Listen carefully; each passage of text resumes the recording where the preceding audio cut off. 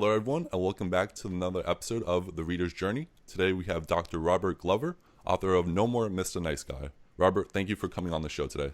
Alex, thank you for the invitation. It's good to be here. So I know your book was written about 20 years ago, and I think that's the sign of a great book. It's something that's been around for a long time and still valuable today. And I like to go back in time actually to when you were first writing this book. Like, who was Dr. Glover back then, and what inspired him to write this book? Good question. That's kind of scary. Who was Dr. Glover back then? As you and I were chatting before we started, you said that you could really relate to the nice guy syndrome, and I'm a recovering nice guy. And if you'd met me 30 years ago, I would have told you that. Hey, I'm a nice guy. I'm one of the nicest guys you'll ever meet. And I thought that was a good thing. And I couldn't understand why everybody didn't have that same mentality. Hey, let's be really conscientious and, let's be generous and help people out and think about others, not just ourselves. And I thought that was a good thing. I grew up in a fundamental Christian church. My father was kind of,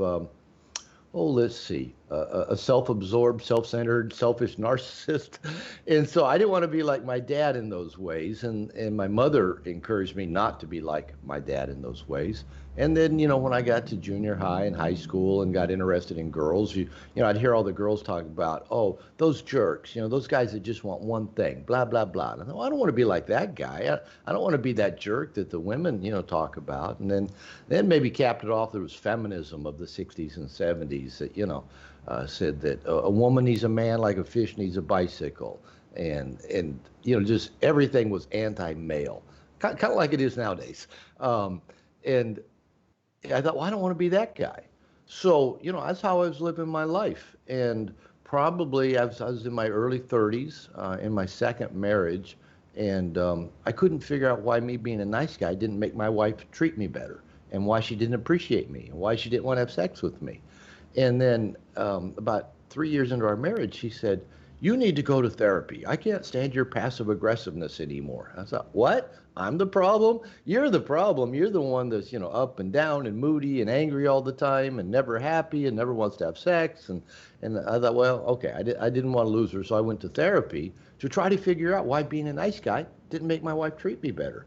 Now, luckily, I got into some good situations that really got me to start looking at me. One was I got into a 12-step program. I went to a program for sex addicts, quickly found out I wasn't a sex addict. I wasn't having enough sex to be a sex addict, but it was really good because it was all guys. So it was like my first men's group. And they were pretty serious about doing their work. They had some pretty messed up stuff going on in their life. And what was really great for me is for the first time in my life, I started revealing myself, just talking about the things about me that I never wanted people to know about. And that was liberating. I'd never had that experience growing up in this fundamental Christian church. You hid everything, right? And in my family, you hid everything. And to go just put everything out there was, this group met like once a week at 6 a.m. And, to get up and be there by 6 a.m., I actually looked forward to it because it was such an emotional, cathartic release to just go talk about things I'd never talked about before. Well, I got into therapy about that same time and continued that process of working at being more real, more honest, more transparent. A therapist taught me about boundaries, and I started learning, about, this is why me being, quote, a nice guy doesn't work well. I don't have boundaries. I don't tell the truth. I don't ask for what I want. I don't make my needs a priority. And then I was, at that time, a marriage and family therapist.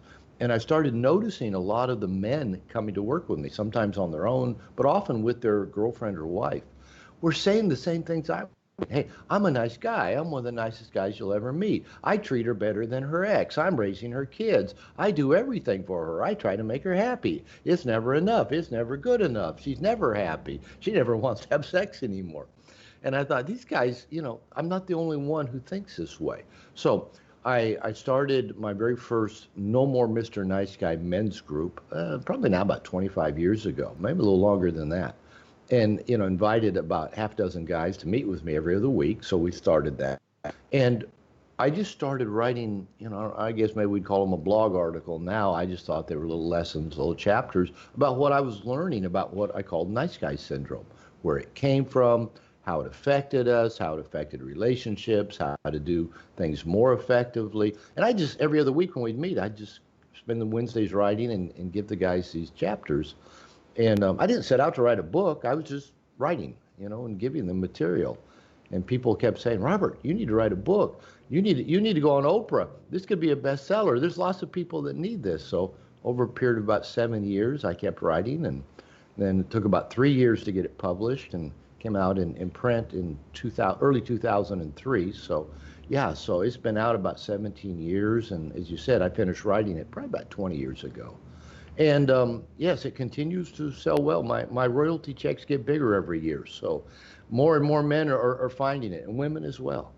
Yeah, I think that's such a great point that even today, like this advice is still timeless, and there's so many nice guys out there that I'd recommend to read this book.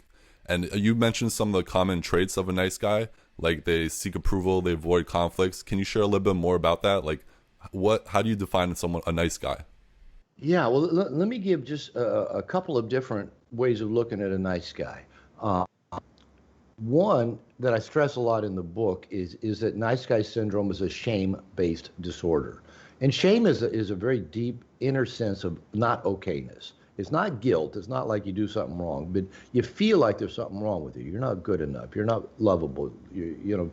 If people find out who you are, you'll experience pain in some way.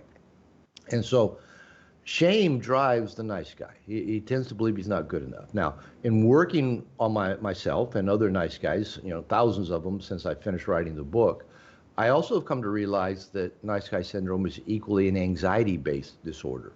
Nice guys tend to be extremely anxious, and we're anxious about upsetting anybody, being found out, being rejected, looking foolish, having things, being a failure, having things not work out. So nice guys are unconsciously spending their life trying to manage both their shame, not letting anybody find out, how bad and not lovable or good enough they believe they are at the core of their emotional being, and manage their anxiety. Is they tend to avoid anything that makes them extremely anxious. Now, because of that shame, what happens for most nice guys is that they try to become what they believe other people want them to be in order to be loved and liked and get their needs met, and hide anything about themselves that they think other people might react negatively to. And the things that nice guys tend to hide the most are, number one, their needs, and typically their sexuality. Anything that has to do with sex usually gets pushed pretty deeply underground for most nice guys. Yeah, that's one aspect I really enjoyed about your book, the psychology aspect of it. Like you mentioned, the shame, the anxiety, the guilt. And you also talk about how nice guys really aren't that nice. They're like dishonest and manipulative. Can you talk a little bit more about that? Like how they're actually not nice? Yeah, and that's the paradox, I guess, is that most nice guys think, well, because I'm a nice guy, people will love me and like me. And in just a minute, we'll talk about something called covert contracts. And yeah, I knew you nodded in recognition about that. Um, but if you are hiding everything about you, you're not an authentic person. And in a sense, you're dishonest. You're not real. If you don't say what you really want, if you don't ask people to help you get your needs met, if you um, hide the things about you that you're afraid that you'll get in trouble for. I like that because we adults are walking around going, I might get in trouble, like we're this little kid that somebody's going to scold us or put us in the corner. And so, because of that, we're not honest. Because we don't make our needs a priority and ask people to help us meet our needs in clear, direct ways, we're subtly manipulative, we're indirect. Because we don't express our anger, and this was the thing going back to I mentioned my second wife, that she said, you got to go and get into therapy. She said, you're passive aggressive. I didn't even know what that meant. And really what it means is when you cannot or won't express your anger directly, it's got to come out in indirect ways, often unconscious ways of, and the passive aggressive behaviors on my part were the put downs, the little pokes, the jokes that weren't funny, the embarrassing her in public, by exposing stuff or revealing stuff about her, me saying I'm going to do something and forgetting or not following through, my inability to actually pay attention and listen when she talked instead of trying to fix or checking out. The other side of that is that I talk about something in the book called victim pukes, where the nice guy will just let his resentments build up, build up, build up. I do this, I do that. It's never enough. She's never happy. It's never good enough. Or even at work, I help other people. I work late. I give extra. I sacrifice, but I don't get recognized and I don't get promoted. When that builds up enough, it's either got to come out in that passive aggressive behavior, or the other way is through the victim pukes. And the victim pukes is when finally something sets off all of that built up, resentment and anger, and you just blow up, and every nasty thought you've ever had comes out. And I remember my ex used to, after one of these blow ups, she said, how long has that been bothering you? And I said, oh, well, I don't know, maybe 6 months or so. And she'd look at me and said, and it never crossed your mind you could just say something about it? And I go, no, and it hadn't. So when you ask me what kind of person was I was that kind of person. I was a person that kept everything hidden, used covert contracts to try to get my needs met. I was codependent. I never said what I really wanted. I didn't think I was dishonest, but I never told the whole truth. I'd leave little parts out. I would misdirect. I'd make up stories that weren't, kind of, but not really true. And I had the passive aggressive behavior and those victim pukes. So even though I thought I was a good guy, I was really difficult to live with. And it was kind of funny that I was married to my second wife for 14 years and divorced her and about the time my book came out in 2003. So it's been several years ago. And when I got out in the dating world, I started meeting some nice girls. These girls that were nice, they're good people, but they wouldn't really say what they wanted. I proposed, let's go do this. Yeah, whatever. They would never really say if they wanted to or not. And just wouldn't tell me if their feelings were hurt. I could just tell something was up. And when I started to see what it was like to be with a nice girl, man, I had lots of empathy for my two ex-wives, thinking, man, what did I put them through by never saying what I wanted, not being honest, not being clear and direct, not making my needs a priority, hiding, So yeah, these are just a few of the ways that nice guys tend to be not so nice. Yeah, I think it's such an interesting paradox. Like, we call them nice people, like nice guys or nice females, but inside they're actually not nice. Like, they're manipulative. And you touched upon this, the covert contracts. Can you just explain like what that is? Yeah, let's talk about covert contracts, because I actually think it's probably one of the most core principles in No More Mr. Nice Guy that men say, hey, reading this, understanding this really changed their way they could view themselves. But let me say just one other thing about nice guys and nice girls.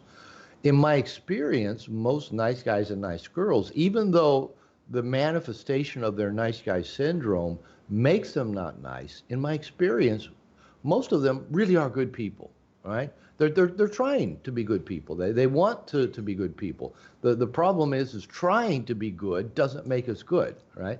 It's more about accepting ourselves as we are, for warts and all, good and bad. Accepting all of that about ourselves makes us approachable, makes us available to be in a relationship. So we can come back to that.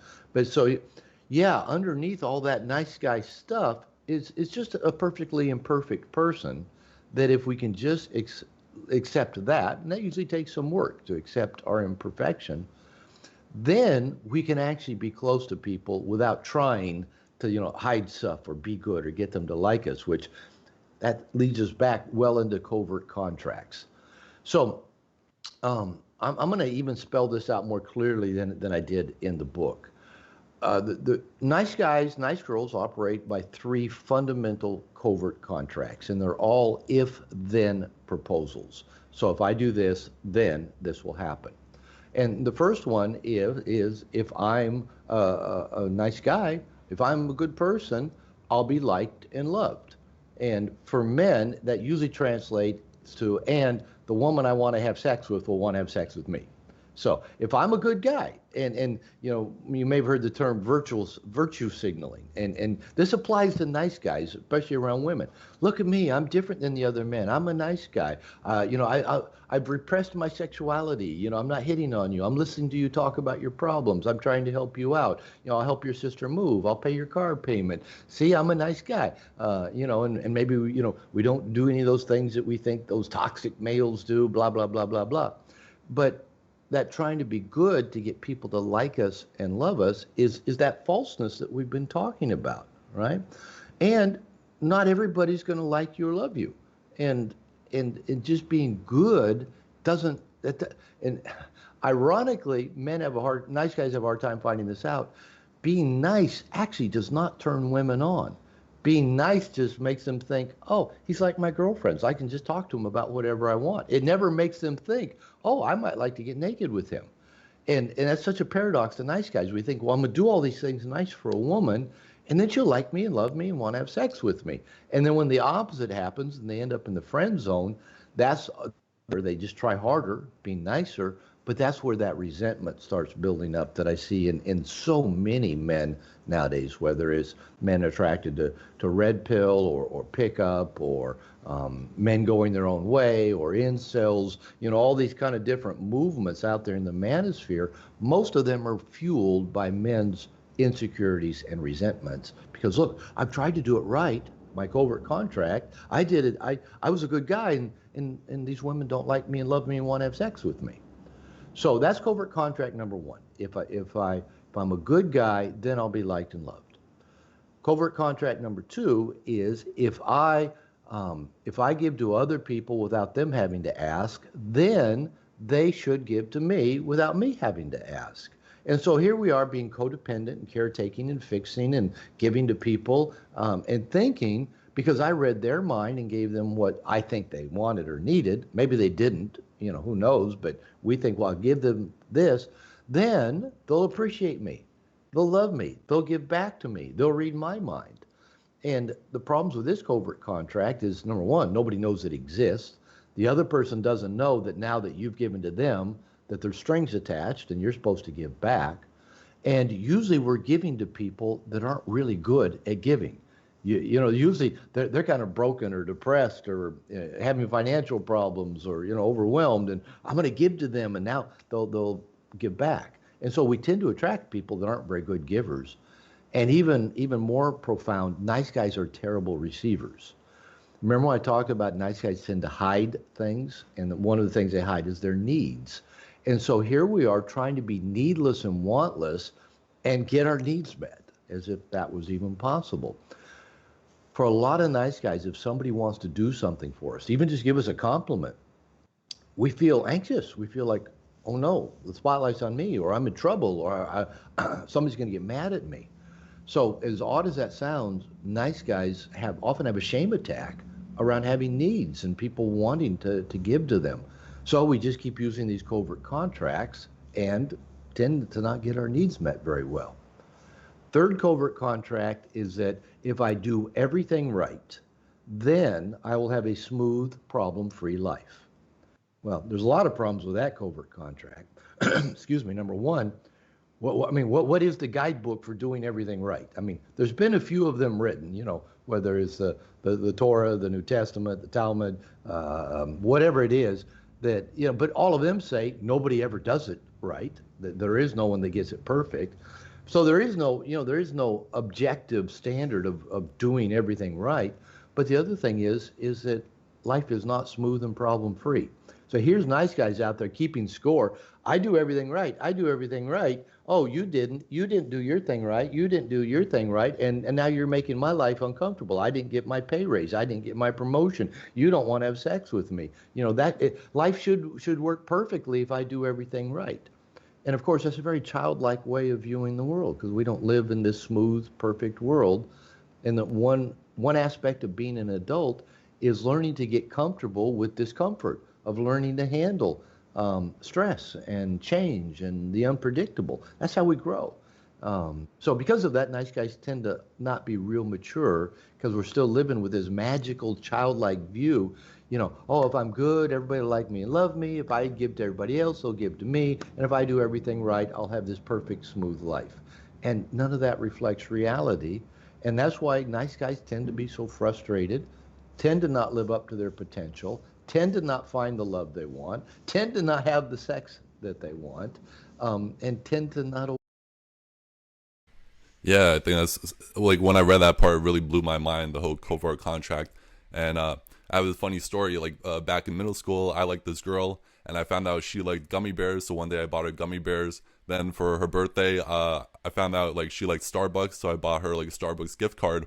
And then I kind of like asked her out, and she's like, "Oh, Alex, I kind of see you as a friend." And I didn't realize what I was trying to do was trying to like, I was like, "Oh, if I buy you the things you'll like me, and I'll like buy a Yeah. date." And like that just kind of like blew my mind. Like that's not how the world works. Like being nice is only a small aspect of what girls want, and like you can't just be nice. And that was like really eye opening. Well, and let's just take that a step further because, yeah, we'll call this the gummy bear principle. Um, yeah, when, a lot of men I work with get frustrated because well, women say they want a nice guy, but then they go with the jerks.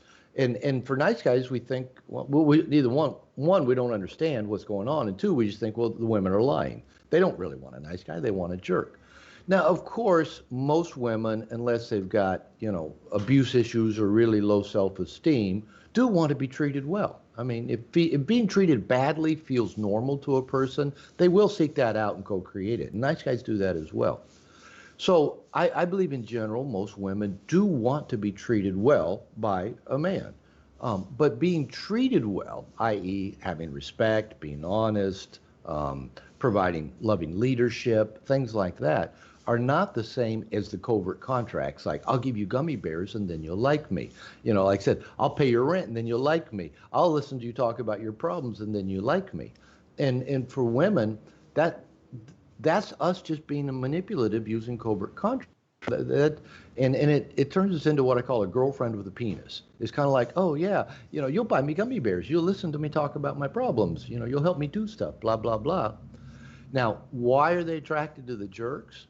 The the My theory is because the jerks create something that I call emotional tension for the woman, and I believe women have to experience emotional tension. Now, this can be positive emotional tension, that's the current book I'm working on, or negative emotional tension, but they have to have emotional tension to be attracted to a man and have sexual arousal towards him. Nice guys create no emotional tension, right? We try to get rid of all emotional tension. We try to make everything smooth and nice and this and that. And by killing all emotional tension, we kill a woman's ability to be attracted to us. Now, this is a whole nother interview topic, but if a woman wants to be connected to us and we're not creating positive emotional tension, like being playful or setting the tone or leading or being like not as quite available as she'd want to be in a playful, kind of like on the dance floor, leading that dance. If we're not creating positive emotional tension, she'll create negative emotional tension. That's the complaining, it's the nagging, it's the criticizing, it's the withdrawing, it's the slamming cabinets, it's the flirting with your best friend, it's the ghosting you. They'll create negative emotional tension because they have to experience it to be connected. So the bad boys, the jerks, create lots of negative emotional tension for them, and so it's emotional tension for women. They don't, their nervous system doesn't care if it's positive emotional tension or negative emotional tension. They just have to experience emotional tension to feel that arousal and feel that connection. And we nice guys are just doing our damnedest to eliminate every bit of emotional tension. We want to fix everything, make everything smooth, get everything solved right now. And so that works against us. And again, this is really confusing to nice guys because they'll often say, "What do I need to become a jerk?" And no, that's not the answer. And you and I are going to talk about some other more integrated ways of shifting this system. Yeah. So before we jump into the second half of the book, one other lesson that really like opened my eyes is called the victim triangle. Can you explain what that is? Yeah, and I borrowed this from kind of classic codependent thinking. Um, And basically what happens is that um, you usually you have somebody that rescues in this triangle. You have a rescuer. You have somebody that seems to be need to be rescued, and you have a victim, and then you have a persecutor. And so what happens is that the nice guy, for example, is the rescuer, and we're going to go rescue somebody. And then when they don't seem to appreciate us or value us or give back in return, we feel victimized by them. We feel done to, like they've mistreated us. They didn't appreciate us. And maybe they even like treated us badly after we did something nice. So we feel done to and victimized. And then we go from that victimized place into the persecutor. That's where the passive aggressive behavior comes in. It's where the victim pukes come in. And now after we were trying to rescue them and show them how good we are and how much we love them and how much we'll take care of them, we end up doing mean things to them. So that's that triangle. Yeah, we rescue, we don't get appreciated, so we feel victimized. Because we feel victimized, we go into the persecutor. We now poke at them. We make cutting remarks to them. We're sarcastic. We blow up at them. We withdraw from them. And then we start the cycle all over again because that makes us feel uncomfortable. So we go back into, oh, I'm sorry, I'm sorry, I'm sorry. Let me make it better again. Let me make it better. Let me do this for you. And we just keep repeating that triangle. Yeah, and like I don't want to say who, but I know someone who him and his wife is like he'll be a nice guy and try to do all these things, and then when he feels he's not getting anything back, he starts getting passive aggressive, and then it's like one tiny little thing that sets him off, and he just like gets super like angry, and then like the next day he'll apologize, and then it's like the triangle continues over and over again.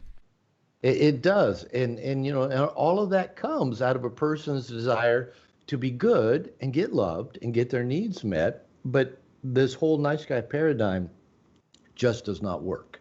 I mean, that's just the bottom line. It doesn't work. And what I say in the book is that when it doesn't work, what most nice guys do is just keep trying harder to do the same thing or go find a different person that they can go rescue. Then that person will appreciate them and love them and give them sex, and then it'll work out. And they just keep repeating that same cycle in every context.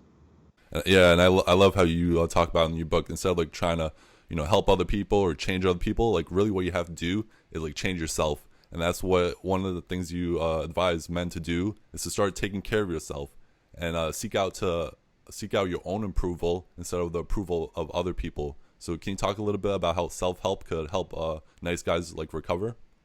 Yeah, and let me back up to something you said. Let me just tweak it a little bit because one of the things that I at about 15 years after the book was published, the publisher wanted to just kind of update the version a little bit, and we didn't really change anything. We just kind of cleaned up a few typos and some things like that. But I wrote a foreword for it and talked about what my experience had been in the 15 years since the book had been published. And so I talked about some things that had gone on in my life, some things I'd learned about working with nice guys, but I summarized it by requoting something I said in the book, that recovery from nice guy syndrome is not about becoming a better person, a better man, a better woman. It's about becoming more us. So this isn't about changing us.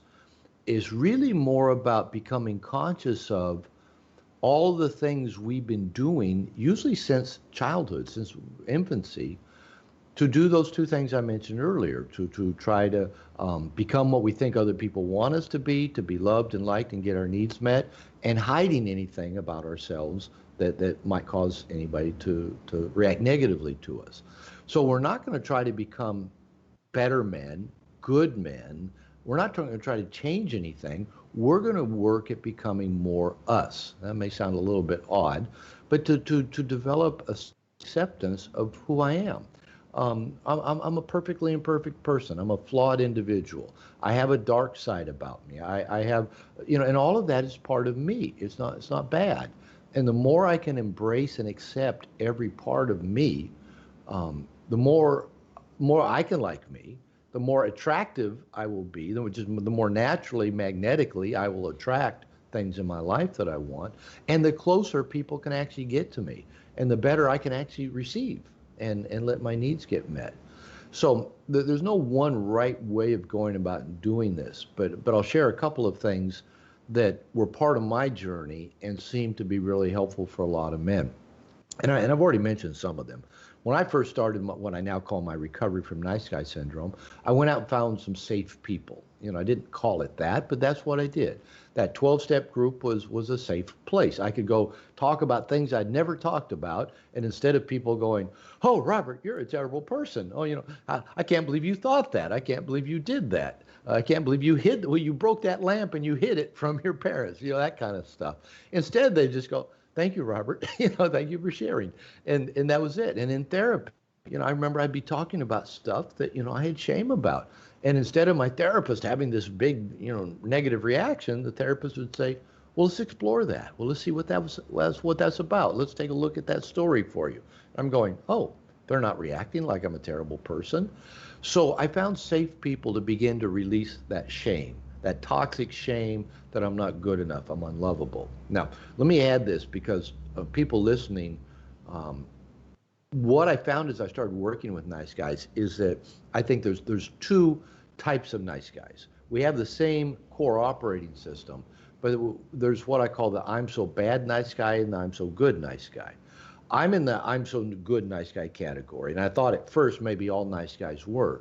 And what is I had a hard time understanding shame when I first was introduced to the idea. I didn't think I had any shame. I thought I was a good guy. What the I'm so good nice done, he's compartmentalized all his shame that I'm not good enough, that anything negative, he's put it into an airtight little box and locks it away. And because he's doing good things all the time, he represses that. The I'm so bad nice guy is usually somebody that started fucking up at a pretty early age. They were rebellious, maybe they weren't doing well in school, maybe they discovered drugs or alcohol in their early teens, maybe they dropped out of school, maybe they were rebellious and had struggles with their parents or the law, and then maybe something helped straighten them out. Maybe they got in the military, that gave them some discipline, maybe they got married, maybe they had a kid, maybe they found Jesus, whatever. And then they okay, I want to be a better person. Now, inside, they still think they are that person that's been a fuck up since, 11.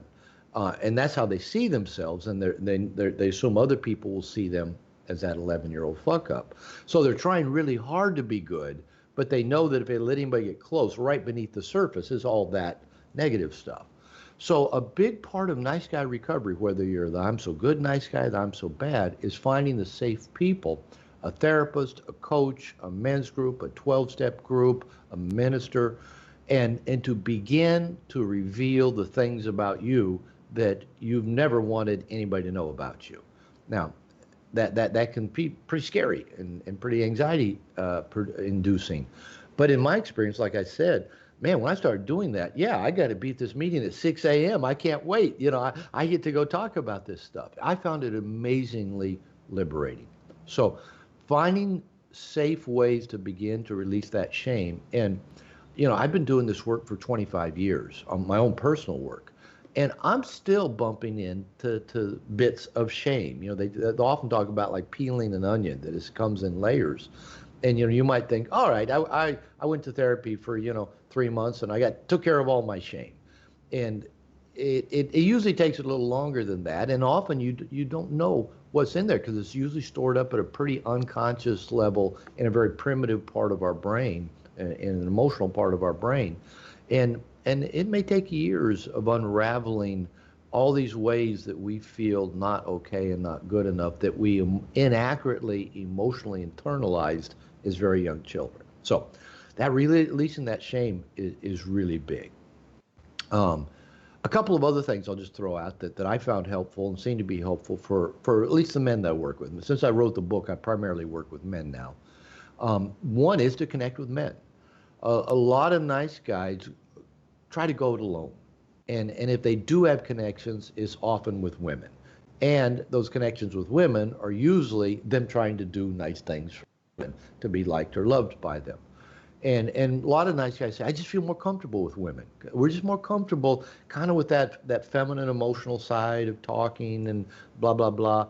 And a lot of nice guys are really uncomfortable with maybe the more edgier masculine side. Maybe we've been trying to be different from our father, or we don't want to be like him, and we don't want to be like other men. But as we push away men and other masculine traits, we disconnect from them in ourselves. So we're not a complete person. And I think one of the most powerful things we can do is connect with men and build tribe and experience some sort of masculine initiation where we learn how to be comfortable with discomfort, where we learn how to challenge ourselves, where we learn how to accept ourselves, where we learn how to accept masculine feedback and accountability and discipline even. So I really believe I'm in my 60s and I joined a men's program 3 years ago where we do an online program. There's a coach. There's 3 workshops. There were 3 workshops until the pandemic hit. But where we just go and we're just with guys and we do, just a lot of work and discipline and structure and have fun with men. And in fact, when a recent workshop got canceled, when I was traveling up in the United States about 3 weeks ago, because I live in Mexico now, but that's why I joined this men's program. I'm down here in Mexico, I'm married, and I felt isolated from men. I just needed men. So I even went out of my way when I was traveling up in the States to visit my mother and do some other stuff.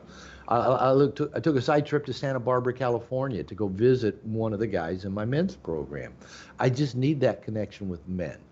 And so I really recommend that whether it's a man or woman listening to this and they recognize nice guy, nice girl, whether it's a guy needs that foundation with men or a woman, a good foundation with women. Because I work with a lot of women that go, I don't like women. I don't trust women, blah, blah. But the same is true. If a woman disconnects herself from other women, she's disconnecting from important parts of herself. So that's the second piece, is connecting with men. And the third one, and you've really already mentioned this, is learning to make our needs a priority. And again, that's challenging for nice guys and nice girls to say, I want, can you help me? And so I work a lot with nice guys around something I call creating cooperative reciprocal relationships, where they fill their life with people. This could be friends, it can be associates, it can be professionals, it can be groups that they're a part of, where we consciously fill our life with resources that fill our own bucket up, so that we can then, when we do give to others, we give from the overflow, not from an empty bucket that's wanting to be filled and appreciated. So learning to make our needs a priority. And I'm still working on that one. My wife will say, can I help you? Can I do something for you? My first response is, nah, I got it. I can do it myself. And even so now I've learned, even if I don't need her to help me with something, if she volunteers, can I help you? Do you need anything? I'll say, yeah, sure. Come give me a hand and I'll make up, maybe I'm making a batch of margaritas or something, okay, yeah, I'll let her cut the limes. I can cut them myself, but when she offers to help, I've had to learn to say, yeah, sure, come help me. And so those are 3 areas that I would say are probably a really good starting point for any recovery process for nice guys, is finding those safe people, revealing yourself, finding acceptance that you're okay just as you are, releasing your toxic shame, connecting with men, and finding ways to do guy things with guys. Doesn't matter what it is, just go be with men. And then that third thing is learning to be a good receiver, practicing asking for what you want, surrounding yourself with people, professionals, and institutions that can help you meet your needs, and then practice being a good receiver. Yeah, totally. Those 3 incredible pieces of advice, especially like men being okay with asking for help, especially if the woman offers.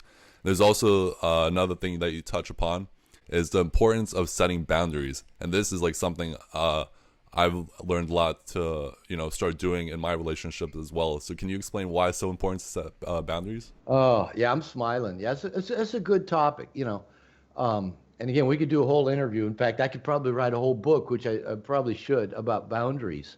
When we're little, we have no power. Everybody else is big and they can do whatever they want to us. Our parents can do whatever they want to us, our older siblings, older neighbors, teachers, preachers, priests, pastors, whoever. If they're bigger than us, they can do whatever they want. And as children, we can't stop it. So what happens is we grow up to be adults, most of us not having any awareness that we can create boundaries that say, no, stop, don't do that, or I'm going to do this, or I want to improve myself.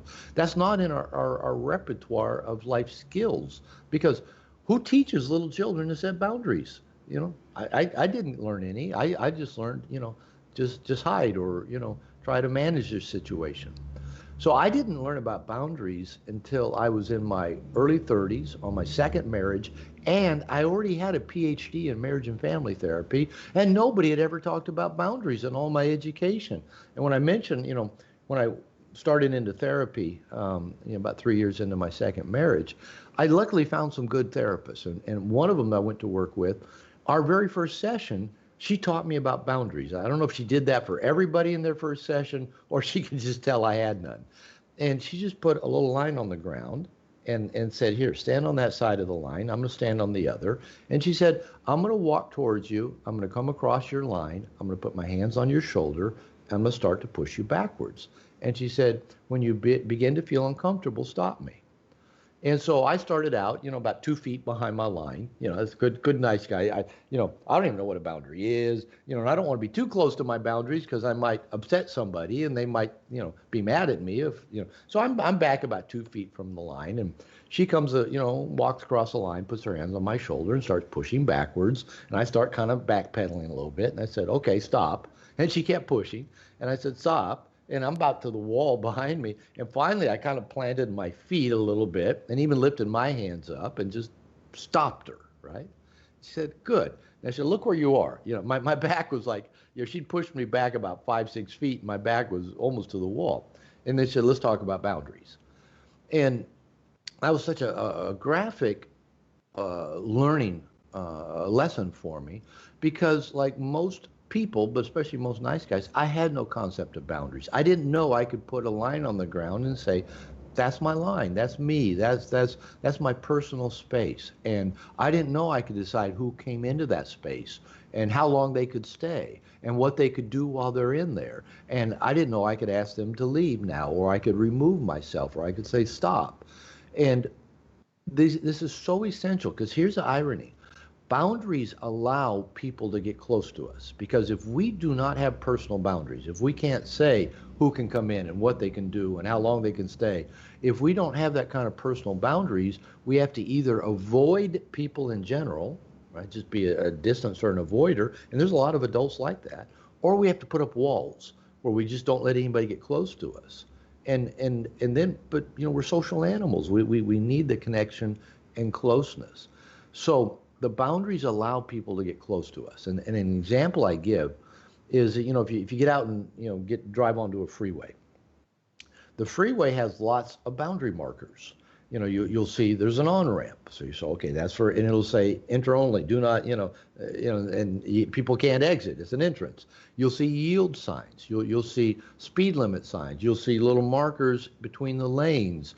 If you get off the highway, you'll see stop signs. You'll see stop lights. You'll see speed limit signs. You'll see crosswalk signs.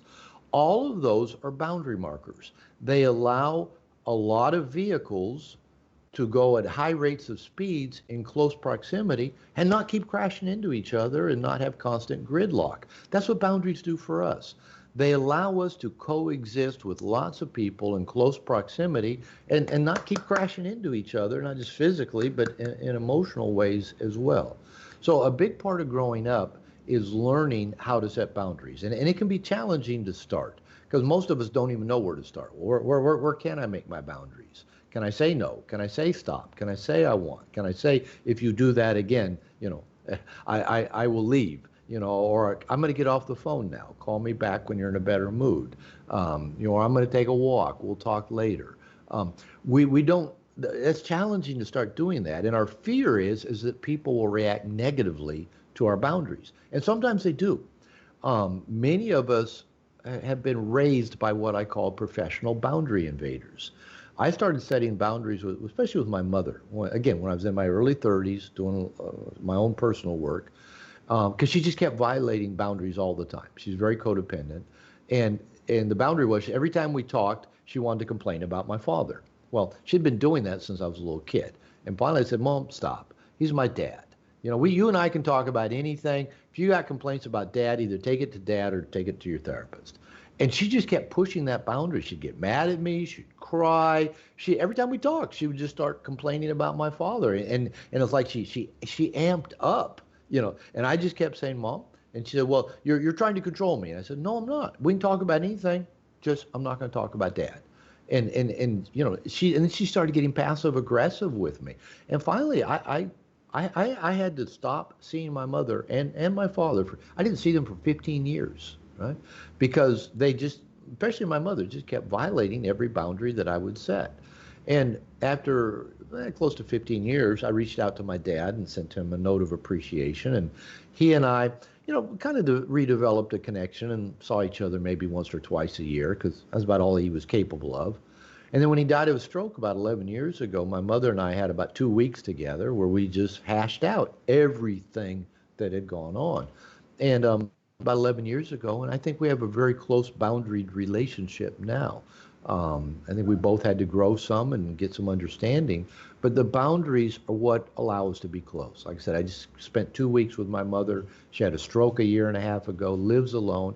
And when I go spend time with her, I think both of us really enjoy that time because now we have a boundaried, supportive relationship, not that invasive relationship that I'd had most of my life that I thought was normal. So again, boundaries allow us to get close. They can be challenging to learn to start setting them. Most people will appreciate them. Like if somebody steps on your toe, if you just say, hey man, you're on my toe, most people go, oh, I am sorry. I didn't realize I stepped on your toe. Now, other people, you say, hey, man, you're on my toe. And they'll say, get over it. Wah, wah, wah. Man up. Those kind of people you don't want to hang out with if you set the boundaries and they continue to push through them. But again, this is one of those things that it helps to have help doing it.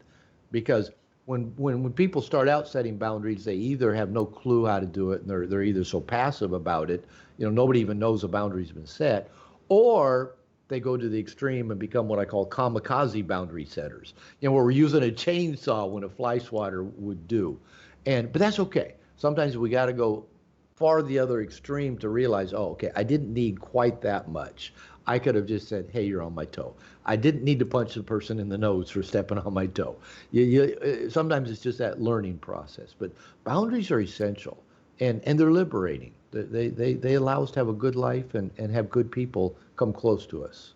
Totally, and I've noticed that in like my own relationships where I used to think like, hey, if I'll just let they stepped over my boundary, if I just let this time slide, they won't do it again, or they'll like me more. But I realized that wasn't the case. Like in one instance, this girl I was dating, she'd always be on her phone while we were on a date, like even while we were out eating. And I would tell her like, hey, like if it's important, like if it's like your mom or family, like an emergency like that, I understand. She's like, oh no, it's just my friends talking. I'm like, well, hey, can you like just use that minimal amount of resistance? Like, hey, can you not be on your phone while we're hanging out? She's like, oh, okay, I'll stop. And that made me like her more. And then like she respected that decision. And then we were both happier by setting a boundary instead of just letting her continue to cross that line. And that was it's counterintuitive, but it works. I love that example because I had to do the same thing. I remember I dated one woman. We were in a relationship for about 4 years, and same thing. We'd be going somewhere, on a date, and she'd have her phone out. I'd be driving, and she's in the passenger, and she had a teenage daughter, and I said, "Are you talking to the babysitter?" I'm being funny because her daughter was not with a babysitter, and she says, "No," and I said, "Well, we're on a date. Put your phone away," and she'd put it away and then be happy that I said that because now I said, we're not there yet. And I said, as soon as I opened your door and put you in the car, our date began. I said, put your phone away. And I'd do it playfully and lovingly. And most boundaries, we can do it, with a smile. And she'd put her phone away in your case, and then they're happy, right? Believe it or not, women are not happy when they're on their phone all the time. And they're not happy when they're complaining. So if we sit and listen to them complain, we're actually enabling their unhappiness. Because I'm the same woman when I was dating her. When we first started dating, she worked in a mall. And so I'd go meet her at a Ruth's Chris restaurant. We'd go sit at the bar and have happy hour when she'd get off work in the mall. And she'd come sit down at the bar, and we'd order a drink, and she'd start complaining about her day, which is normal. I mean, she'd complain about the customers or management or coworkers or this or that. And I'd take my phone out, and I'd set a timer for 5 minutes, and I'd put it down in front of her. I said, all right, I know you've been working. I said, but we're on the date now. You've got 5 minutes. Unload every complaint you got from your day. And I said, you got my undivided attention, and I'm not going to fix anything, but I'm going to listen for 5 minutes. And maybe she'd go two. She'd go 2 minutes with her complaint, and she goes, okay, I'm done.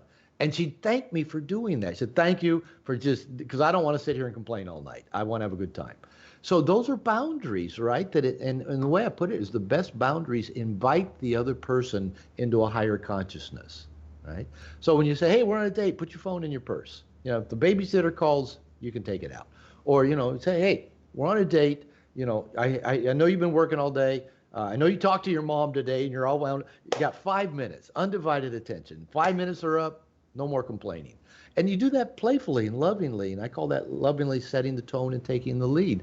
And in my experience, women always responded well to that. And because now, they can come join you and connect with you because they're not in their head with, every complaint and every customer and every, and so yeah, the boundaries are loving.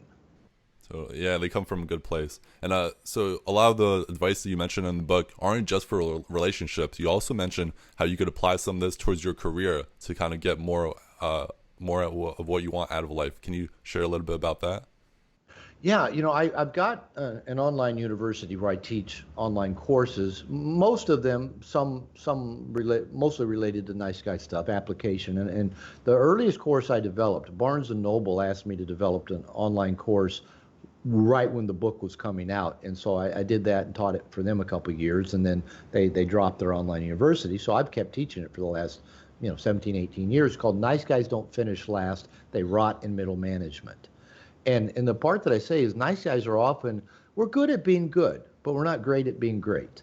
We kind of rise to that middle management, just, and there's many things that that add and create this situation in our work and career life.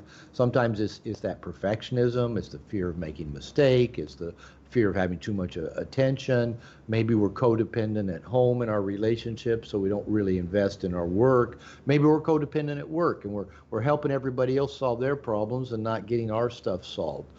Maybe we're afraid to ask for what we want. We're afraid to ask for that promotion. We're afraid to ask for more responsibility. And it's a really big one is that fear of being found out, of making a mistake. So like a lot of nice guys, they get into a new job, and every new job has a learning curve, or you get a promotion. I mean, everybody has some fear of being found out because we don't know that job yet. If we were already perfect at it, we would have been in it a long time ago. So every time we're in a new situation, there's going to be a learning curve. And for most nice guys, instead of just asking for help and asking for direction and asking for resources, they try to figure everything out themselves, which takes them longer to get it done. And they live in this fear and anxiety, so they work maybe a lot of extra hours, but they're not that productive. So a lot of these things contribute to the work and career situation. And a lot of nice guys, because it goes against our inner core belief about ourselves, being successful actually makes us uncomfortable. I think most nice guys have a bigger fear of success than they have a fear of failure.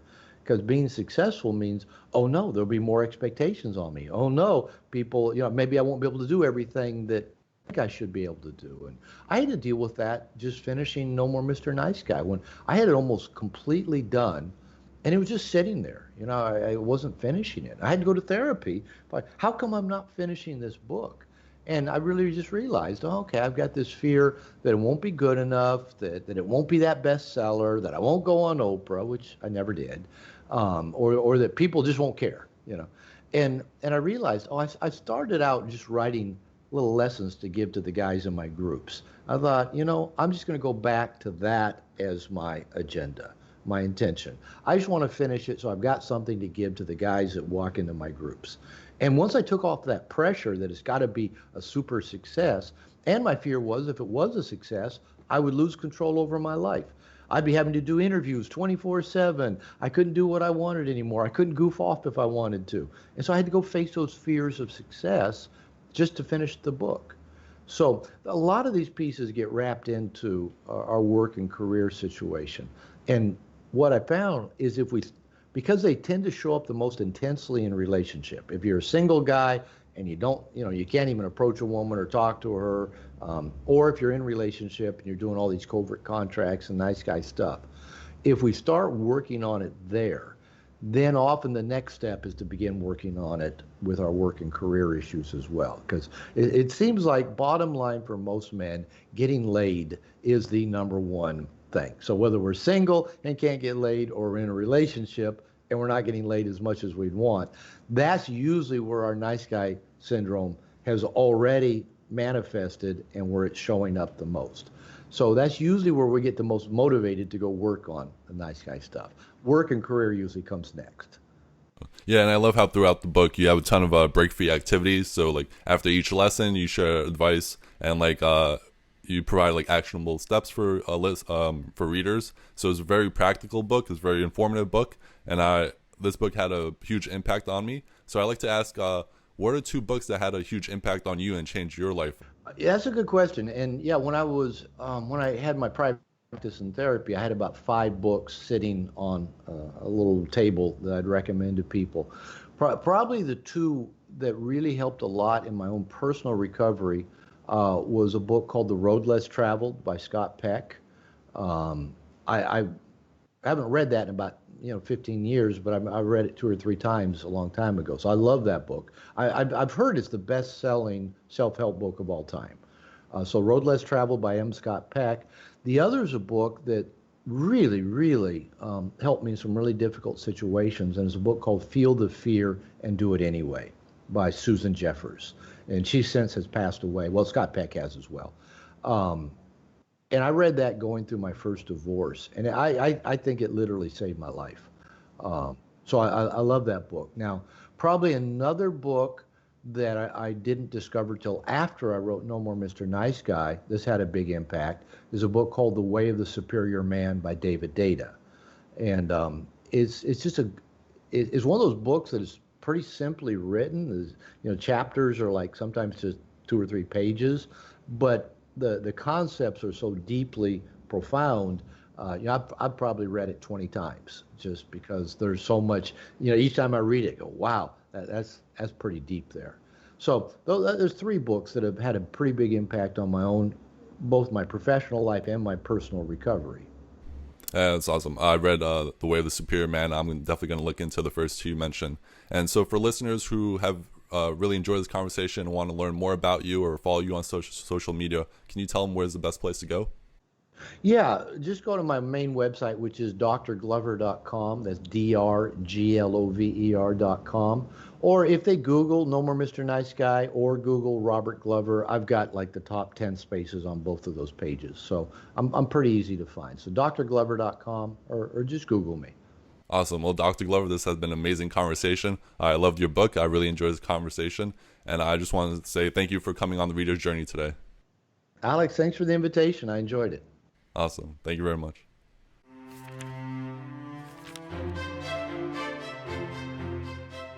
Hey everyone, I hope you enjoyed this episode of The Reader's Journey. You can learn more about what was covered in today's podcast in the show notes below. If you enjoyed this podcast, the best way you can support it is by subscribing and leaving a positive review. If you're looking for reading tips or book recommendations, head over to alexandbooks.com. If you want to join my reading journey, you can follow me on Instagram and Twitter by searching for Alex and Books. That's all for now. Thank you so much for listening, and I hope to see you soon. Read on, everyone.